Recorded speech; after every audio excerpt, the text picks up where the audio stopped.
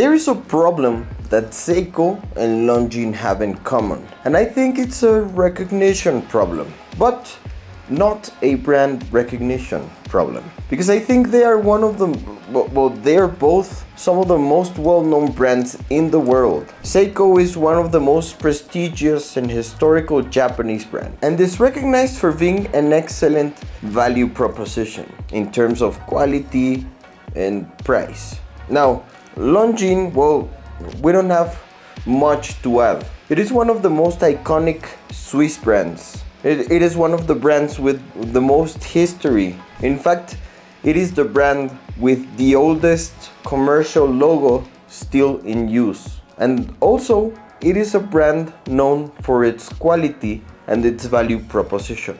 So then, what is the problem that they have in common? Actually, it's curious because not many people would think that these two brands would have anything in common. But the problem lies, in my opinion and my point of view, in that people do not recognize what is being done in the world of watchmaking. There is a term that some could say is a snob term that talks about the calibers when they are completely made in-house.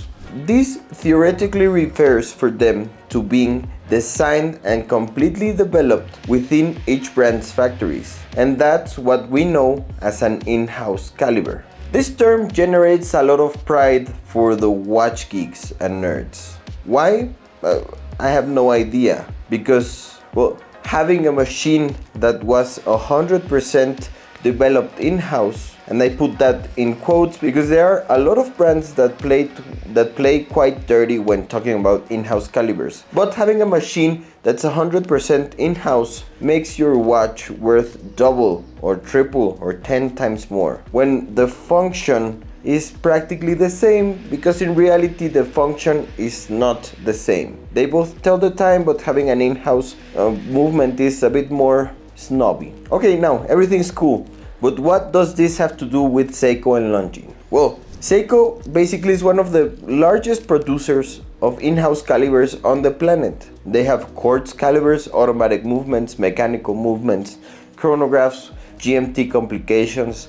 They have everything for everyone's tastes. They have colors, finishes, different decorations, prices. They have everything. In fact, there's actually some rumor, well, it's not a rumor, it's confirmed, that says that Seiko sold a chronograph caliber to Tag Heuer, which was announced as an in-house caliber, but then the sale was leaked and obviously they got in trouble for being liars. So bad for you, Tag Heuer. Okay, so we have established that Seiko makes in-house calibers, but what about Longines? Longines is a big part of the Swatch Group, which a few years ago acquired the most famous manufacturer of automatic calibers, ETA, meaning that since that time, the calibers of the whole Swatch Group would be considered in-house. Now, although all the brands of Swatch Group use ETA calibers, some modified, some regular ones, Longines uses exclusive movements,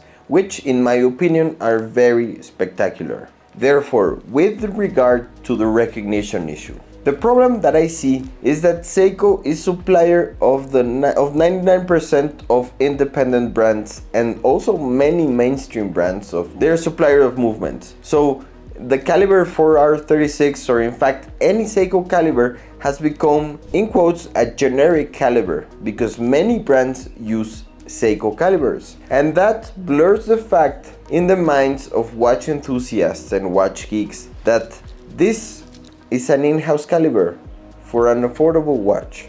Now, I mean, of course it's a big business for Seiko to be able to sell all of those movements, but I believe it takes away exclusivity and a bit of snobbery from in-house calibers. And you might say, oh, but the in-house caliber is called different when they sell it. One is called the 4R35 and then the other is called the NH35. Yes, but there's no difference. The only thing that changes is the name. But now, the problem that Longines has is a bit different, because when Swatch Group acquired ETA, they closed the sale of calibers to other brands. The problem is that the damage was already done. The 80A caliber had become so generic and so used that there are many clones of this machine, like the Celita and the So Proud, which are basically clones of with the same movement architecture. The patent had already expired, so they can create a copy of the ETA calibers without repercussion. But okay, so this leads to a fact that we will talk about in the next video. But what these two brands have in common is that they face a recognition problem. And I say this in quotes because Seiko is doing business with this problem.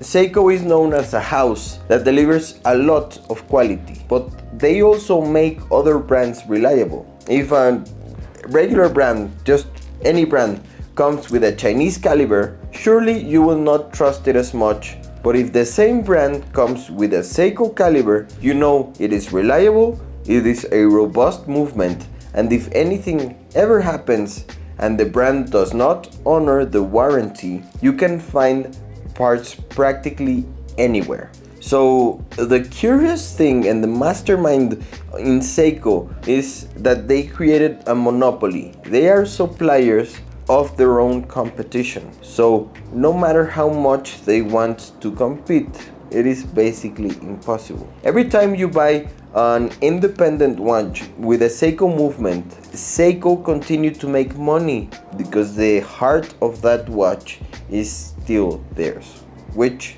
is a master plan, if you ask me.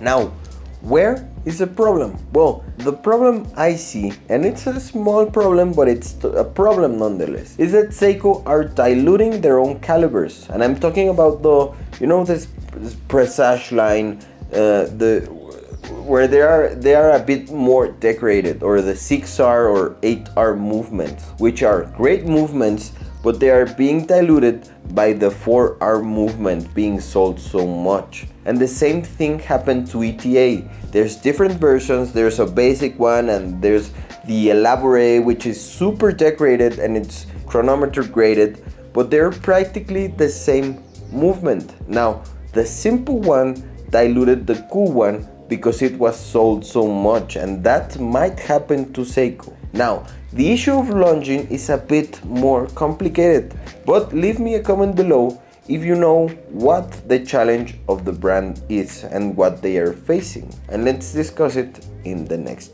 video.